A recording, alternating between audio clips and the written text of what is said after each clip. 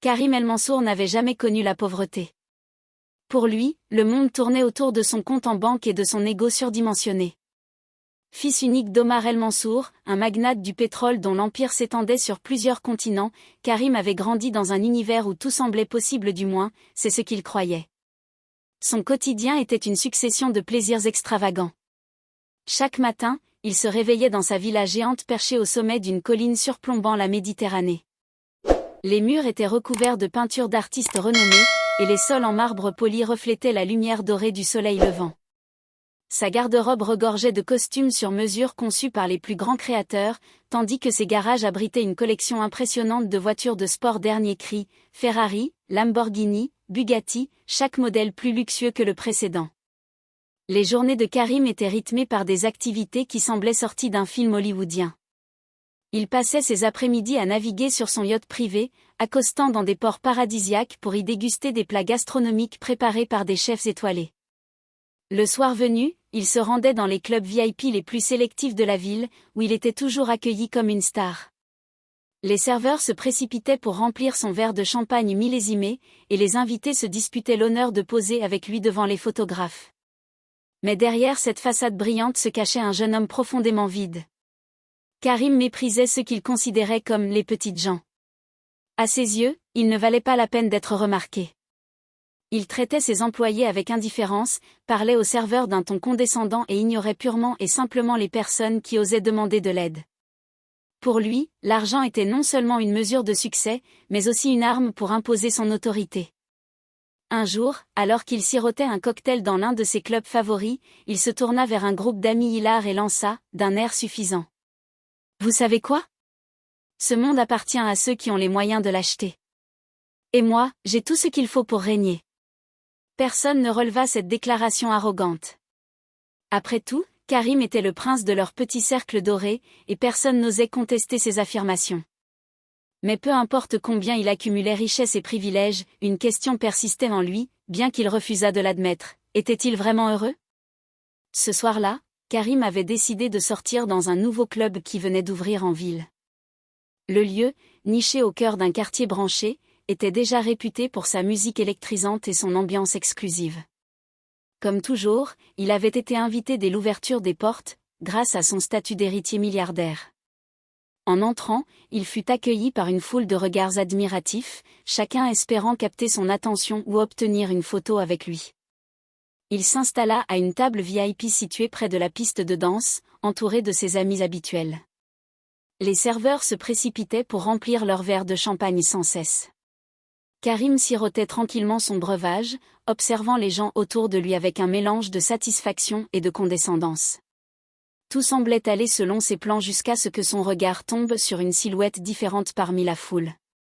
Elle était assise seule à une petite table près de la fenêtre, loin des projecteurs et des conversations bruyantes. Contrairement aux autres femmes du club, elle ne portait pas de vêtements tapas accent grave l'œil ni de bijoux clinquants. Sa robe simple, mais élégante, mettait en valeur sa beauté naturelle. Ses cheveux noirs étaient relevés en un chignon désinvolte, et ses yeux brillaient d'une intelligence tranquille. Ce n'était pas le genre de personne qu'on remarquait immédiatement dans un endroit aussi tapageur, mais quelque chose chez elle attira irrésistiblement l'attention de Karim. Curieux, il se leva de sa table et traversa la salle bondée jusqu'à elle. Lorsqu'il arriva à sa hauteur, il afficha son sourire charmeur habituel. « Bonsoir, dit-il d'un ton confiant. Vous semblez bien seul ici. Pourquoi ne venez-vous pas vous joindre à nous ? Nous avons tout ce qu'il faut pour rendre cette soirée inoubliable. » La jeune femme leva les yeux vers lui, et pendant un instant, Karim crut voir une lueur d'amusement dans son regard. Mais ce fut de courte durée. Elle répondit calmement. « Je ne pense pas que votre compagnie soit exactement ce dont j'ai besoin pour passer une bonne soirée. » Le sourire de Karim vacilla légèrement. Personne ne lui avait jamais parlé ainsi avant. Il se reprit rapidement, arborant une expression amusée. « Oh, je vois. Vous êtes de celles qui jouent à être indifférentes. C'est plutôt rare, mais ça ne marche pas avec moi. » Elle le fixa droit dans les yeux, sans se départir de son calme. « Ce n'est pas un jeu, monsieur El Mansour. Je suis simplement quelqu'un qui préfère éviter les personnes convaincues que leur argent peut tout acheter. Karim éclata de rire, comme si elle venait de dire quelque chose de complètement absurde. L'argent peut tout acheter, rétorqua-t-il. C'est une vérité universelle. Cette fois, elle ne rit pas. Son regard devint plus intense, presque défiant. Vraiment? Et que pouvez-vous acheter avec votre fortune? L'amour? Le respect? La paix intérieure? Karim sentit une pointe de gêne, mais il refoula rapidement cette sensation. Comment cette inconnue osait-elle remettre en question son mode de vie? Avant qu'il ne puisse répondre, elle se leva de sa chaise et ajouta doucement. Réfléchissez-y, monsieur El Mansour. Peut-être que l'argent ne suffit pas à tout.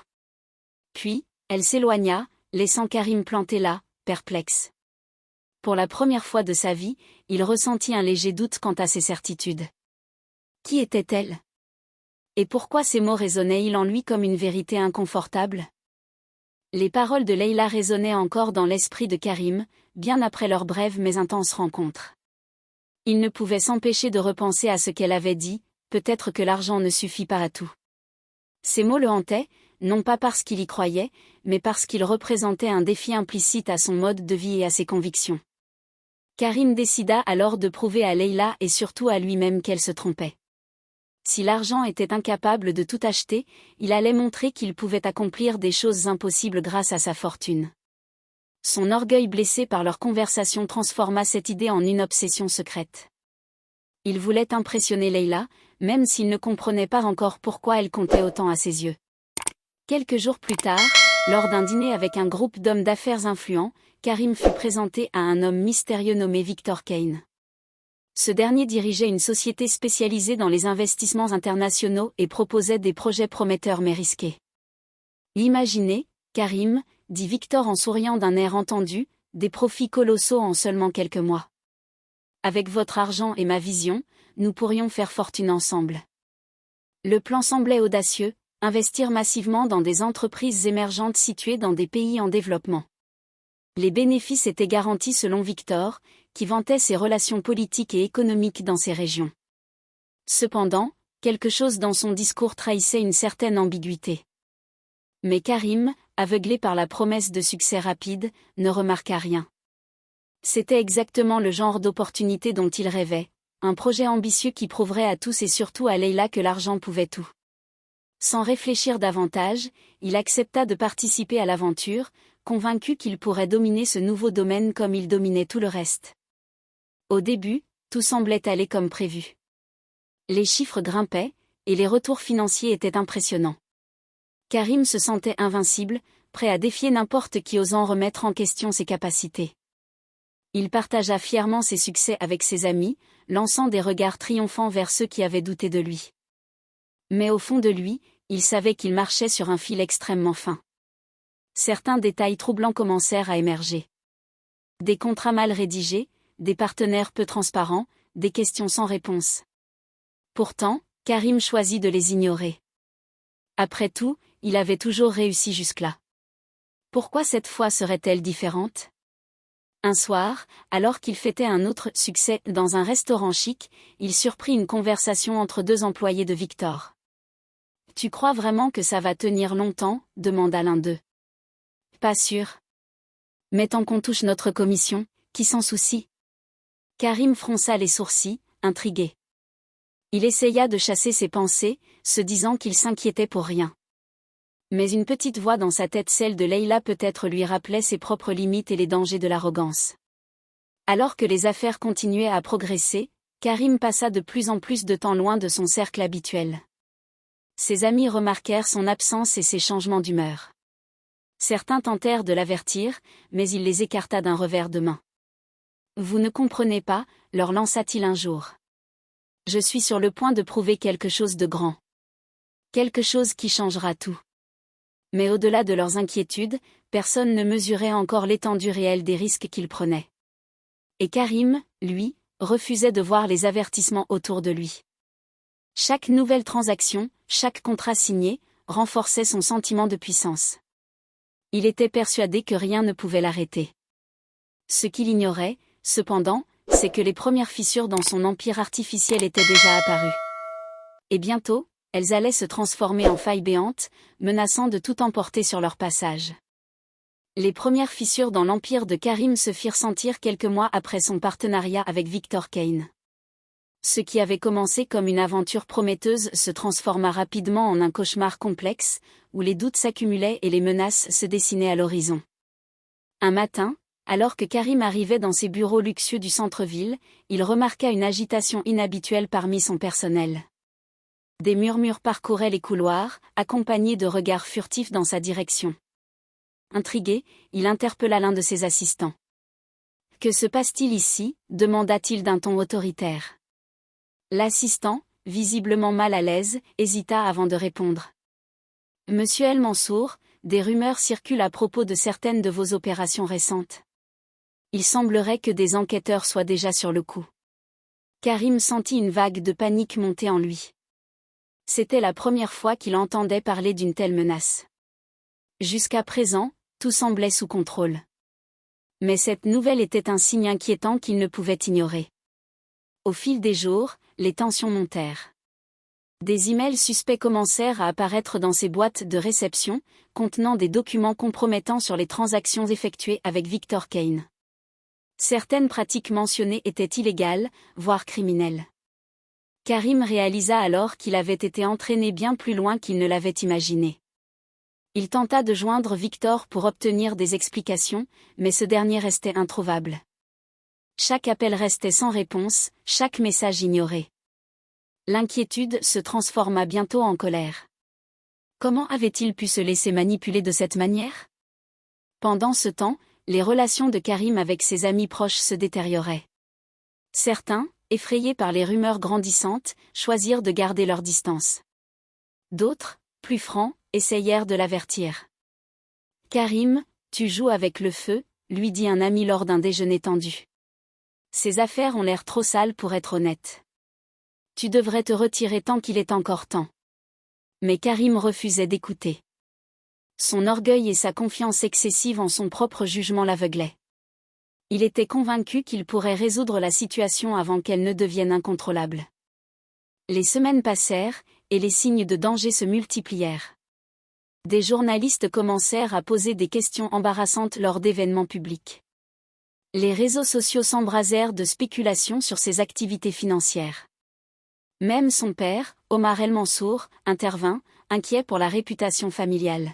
« Karim, je sais que tu veux prouver quelque chose, mais pas à ce prix, » dit Omar lors d'une discussion houleuse. « Si ces accusations sont vraies, elles risquent de détruire tout ce que nous avons construit ensemble. » Karim écouta son père en silence, mais intérieurement, il bouillonnait. Comment osait-on remettre en question ses capacités? Il décida de doubler ses efforts pour régler la situation. Mais plus il cherchait des solutions, plus les problèmes semblaient s'enchaîner. Un soir, après une journée particulièrement éprouvante, Karim rentra chez lui, épuisé. Assis seul sur sa terrasse, il contempla la ville étincelante sous la lumière des lampadaires. Pour la première fois, il ressentit une profonde solitude. Tous ceux qui l'entouraient avaient disparu ou se tenaient à distance. Et au milieu de ce vide, les mots de Leïla résonnaient encore dans sa tête. Peut-être que l'argent ne suffit pas à tout. Cette phrase, qui l'avait autrefois irrité, prenait maintenant un sens nouveau. Tout ce qu'il avait bâti, sa richesse, son statut, ses succès semblaient fragiles face aux défis qui s'amoncelaient devant lui. La nuit tomba rapidement sur la ville, plongeant les rues dans une obscurité seulement troublée par les lumières des réverbères et des voitures. Karim El Mansour se tenait debout devant la fenêtre de son bureau, perdu dans ses pensées. Il avait passé la journée à essayer de résoudre les problèmes grandissants liés à ses affaires avec Victor Kane, mais rien ne semblait fonctionner. Les menaces se faisaient plus pressantes, les accusations plus précises, et les preuves contre lui devenaient de plus en plus accablantes. Soudain, un bruit sourd retentit à l'extérieur. Des sirènes hurlèrent au loin, et leurs sons stridents se rapprochèrent rapidement. La lumière bleue des gyrophares illumina bientôt le ciel nocturne, projetant des reflets froids sur les murs de verre du bâtiment où Karim se trouvait. Son cœur se serra lorsqu'il entendit des pas précipités dans le couloir. Ce n'était pas un cauchemar, c'était réel.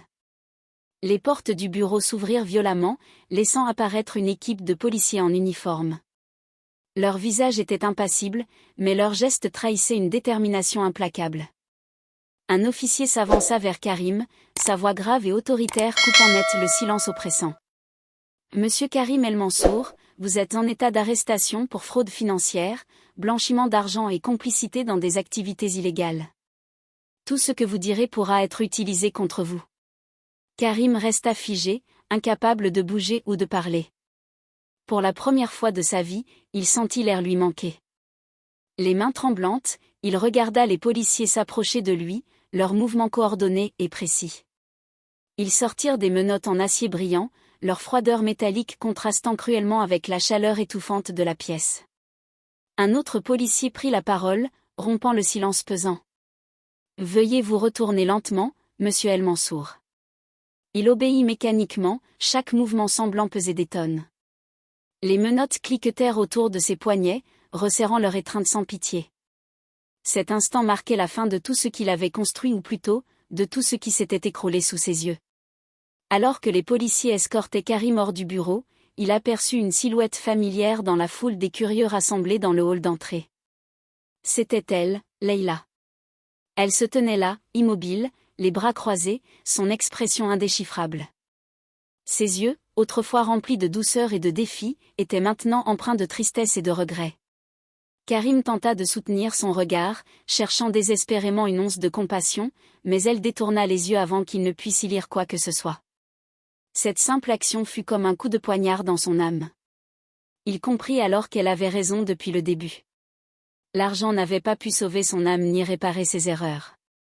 Une voiture de police attendait dehors, moteur tournant, prête à emmener Karim vers une destination inconnue. Les flashs des caméras crépitaient autour de lui, capturant cet instant humiliant pour l'éternité. Les journalistes hurlaient des questions, mais Karim restait muet, incapable de formuler une réponse cohérente. À l'intérieur de la voiture, il fixa le sol, les menottes toujours serrées autour de ses poignets. Chaque vibration du véhicule amplifiait son sentiment d'impuissance. Il pensa à tout ce qu'il avait ignoré, à toutes les opportunités qu'il avait gaspillées pour changer de chemin. Maintenant, il était trop tard. Les premiers jours en prison furent une véritable plongée dans un monde que Karim El Mansour n'avait jamais imaginé. Confiné dans une cellule exiguë, avec pour seule compagnie un matelas usé et des murs grisâtres, il découvrit rapidement que l'argent ne pouvait rien contre les barreaux d'une prison. Ce lieu, loin des luxes de sa vie passée, était un rappel constant de ses erreurs. Lors de son arrivée, Karim fut accueilli par des regards hostiles des autres détenus.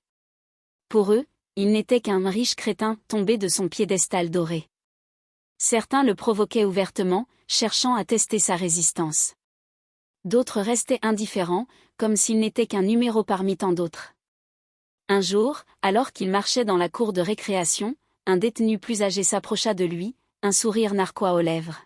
« Alors, monsieur l'héritier, comment ça se passe quand on est obligé de dormir sur du béton ?»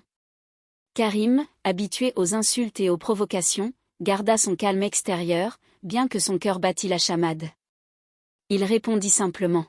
« Je suppose que tout le monde finit par apprendre à s'adapter. » Ces mots, bien que superficiels, cachèrent mal son malaise croissant. Chaque minute passée ici le forçait à affronter une réalité qu'il avait toujours évitée, celle des conséquences de ses actes.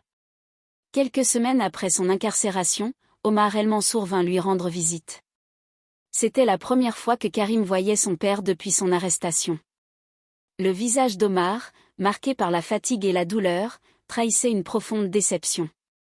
Ils s'assirent face à face, séparés par une vitre épaisse, leurs mains reliées par un téléphone public.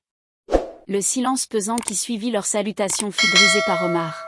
« Karim, je ne sais pas ce qui t'a pris pour te lancer dans ces affaires. Mais je peux te dire une chose, l'argent peut acheter beaucoup de choses, mais pas ton âme. » Karim baissa les yeux, incapable de soutenir le regard accusateur de son père. Les paroles d'Omar résonnaient comme un écho lointain, mais cette fois, elles portaient un poids différent. Ce n'était plus seulement une critique, c'était une vérité brutale.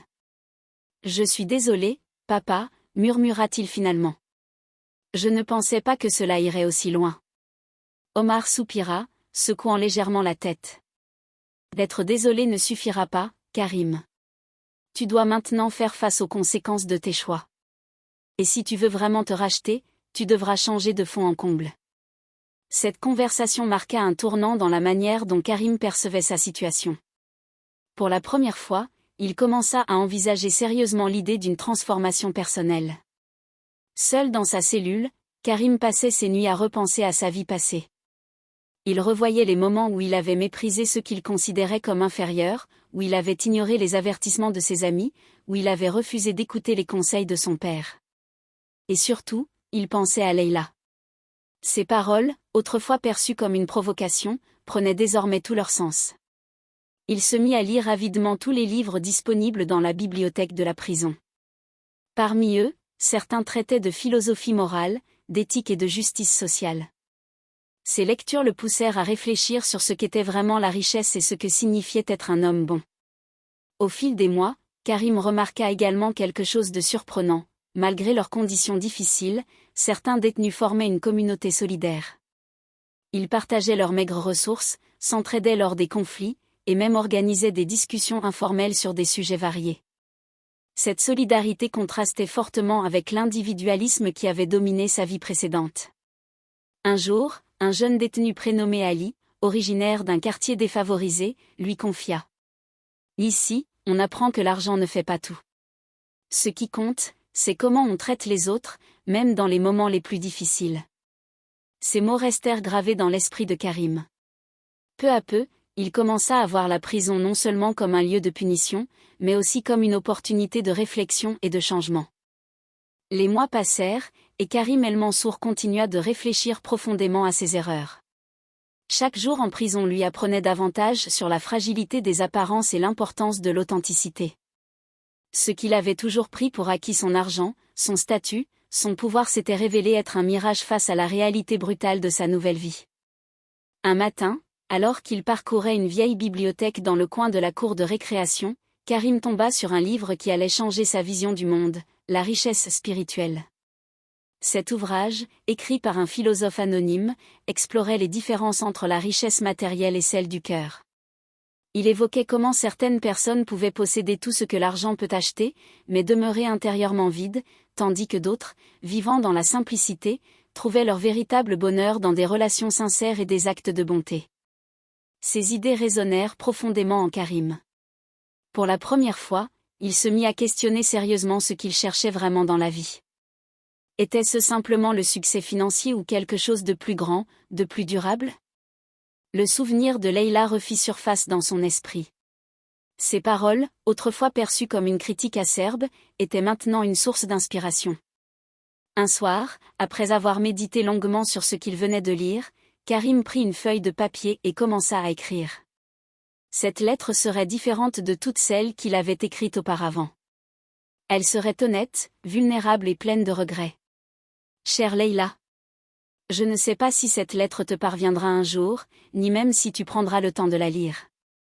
Mais j'ai besoin de mettre mes pensées par écrit, car elles m'ont trop longtemps tourmentée. J'ai beaucoup réfléchi depuis que je suis ici. J'ai compris que mes actions ont eu des conséquences bien plus graves que je ne l'avais imaginé. J'ai blessé des gens, gaspillé des opportunités, et surtout, j'ai ignoré ce qui comptait vraiment dans la vie. Tu avais raison ce soir-là, lorsque tu m'as dit que l'argent ne suffisait pas à tout. Je n'étais pas prêt à l'entendre à l'époque, mais aujourd'hui, je réalise combien tes mots étaient vrais. La richesse véritable ne se mesure pas en dollars ou en possessions, elle réside dans les liens que nous créons avec les autres, dans la manière dont nous choisissons de vivre chaque jour. Je ne peux pas effacer mes erreurs, mais je peux essayer de les réparer. Après ma libération, je veux contribuer à rendre le monde meilleur, à mon humble niveau. Peut-être accepteras-tu de me donner une chance de travailler avec toi dans ton association. Je ne demande pas ta pitié, seulement l'opportunité de prouver que je peux changer. Respectueusement, Karim El Mansour. Cette lettre marqua un tournant décisif dans la vie de Karim. En l'écrivant, il avait non seulement exprimé ses regrets, mais aussi tracé une voie vers sa rédemption. Il savait que cela ne serait pas facile, gagner la confiance de Leïla ne serait pas une simple formalité, mais il était déterminé à essayer. Pendant ce temps, Karim continua de participer activement aux activités proposées en prison. Il s'impliqua dans des ateliers d'apprentissage, où il enseigna les bases de la gestion financière à d'autres détenus, espérant leur offrir des outils pour reconstruire leur vie après leur libération. Ces moments partagés renforcèrent encore sa conviction que l'argent, bien utilisé, pouvait devenir un levier pour aider les autres plutôt qu'un instrument de domination. Il passa également du temps à rédiger un plan concret pour sa vie post-prison. Il rêvait de créer un programme visant à soutenir les jeunes issus de milieux défavorisés, leur donnant accès à des ressources éducatives et professionnelles. Cela représentait un changement radical par rapport à ses ambitions passées, mais Karim sentait que c'était exactement ce dont il avait besoin pour trouver un sens à sa vie. Quelques semaines avant sa libération, Karim reçut une visite inattendue. Ce n'était ni son père ni l'un de ses amis, c'était Leïla. Elle se tenait devant lui, calme mais réservée, ses yeux scrutant les siens avec une intensité qui le fit trembler. « Je viens parce que j'ai reçu ta lettre, dit-elle doucement. Je ne sais pas encore ce que je pense de tout cela, mais je voulais te dire que, je suis prête à t'écouter. » Karim sentit un poids immense se soulever de ses épaules. Ce n'était pas encore une victoire, mais c'était un premier pas vers la réconciliation. La journée de sa libération arriva enfin. Karim El Mansour sortit de la prison sous un ciel bleu éclatant, respirant profondément l'air frais qu'il n'avait pas senti depuis des mois. Ce simple moment, qui aurait pu sembler banal pour beaucoup, représentait pour lui une renaissance. Il avait changé, non seulement dans son apparence, ses vêtements simples et usés contrastaient avec les costumes sur mesure d'autrefois, mais surtout dans son cœur. Karim rejoignit rapidement l'association dirigée par Leïla, une petite organisation dédiée à aider les communautés défavorisées. Elle se situait dans un quartier populaire, loin des gratte-ciel luxueux où il avait grandi. Les bureaux étaient modestes, meublés de tables en bois brut et de chaises dépareillées. Mais ce lieu vibrait d'une énergie positive que Karim n'avait jamais ressentie auparavant. Leïla l'accueillit avec prudence, sans montrer ni trop de chaleur ni de froideur. Elle lui assigna des tâches simples au début, distribuer des repas aux familles nécessiteuses, organiser des ateliers pour les enfants, et participer à des collectes de fonds locales. Chaque jour, Karim découvrait une nouvelle facette du monde qu'il avait ignorée pendant si longtemps. Au fil des semaines, Karim s'immergea pleinement dans cette nouvelle vie. Il travailla aux côtés de bénévoles passionnés, apprenant d'eux autant qu'il leur apportait. Un ancien détenu nommé Ahmed, qui faisait partie de l'équipe, devint même un ami proche. Ensemble, ils discutaient souvent de leurs expériences passées et de leurs aspirations futures. « Tu sais, Karim, lui dit un jour Ahmed, tu es peut-être riche, mais ici, tout le monde est égal. Ce qui compte, c'est ce que tu donnes, pas ce que tu possèdes. » Ces mots résonnèrent profondément en lui. Pour la première fois, il se sentait vraiment utile. L'idée d'aider les autres, de contribuer à rendre le monde meilleur, lui donnait un sentiment de satisfaction qu'aucune somme d'argent ne pouvait égaler. Leïla observait Karim attentivement, cherchant à comprendre s'il était sincère dans sa volonté de changer. Au début, elle restait distante, méfiante face à ses efforts. Mais peu à peu, elle remarqua des signes encourageants. Karim écoutait activement lors des réunions, proposait des idées constructives, et traitait chaque personne avec respect, indépendamment de leur statut social. Un soir, alors qu'ils terminaient tard un projet commun, Leïla décida de briser le silence qui s'était installé entre eux. « Karim, je dois avouer que j'étais sceptique au début. Je pensais que tu reviendrais à tes anciennes habitudes dès que tu serais libre. Mais, tu as prouvé que tu pouvais être différent. » Karim sourit doucement, ses yeux brillants d'émotion. « Merci, Leïla. Tes mots m'ont toujours guidé, même lorsque je refusais de les entendre.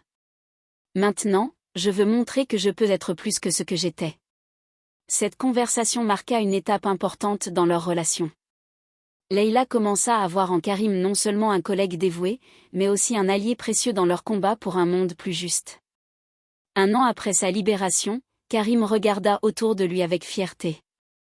L'association avait grandi grâce à ses efforts et ceux de son équipe.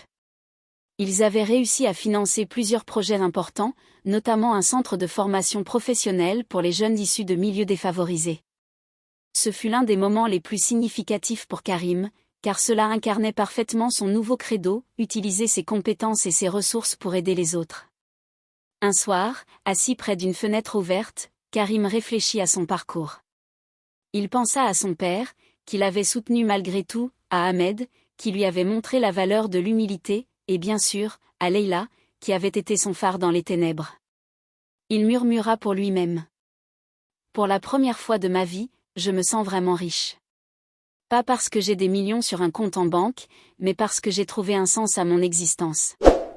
Merci d'avoir regardé jusqu'ici. Si cette histoire vous a touché ou inspiré, n'hésitez pas à cliquer sur le bouton « J'aime » pour me soutenir. Abonnez-vous à la chaîne pour ne rater aucune de mes prochaines vidéos, et activez la cloche pour recevoir les notifications. Vos commentaires sont aussi très importants pour moi. Partagez ce que vous avez pensé de l'histoire de Karim et de son parcours. Enfin, si vous souhaitez que davantage de personnes découvrent cette belle leçon de vie, pensez à partager cette vidéo avec vos amis et votre famille.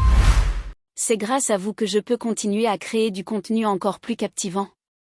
Merci infiniment pour votre soutien, et à très vite dans une prochaine vidéo.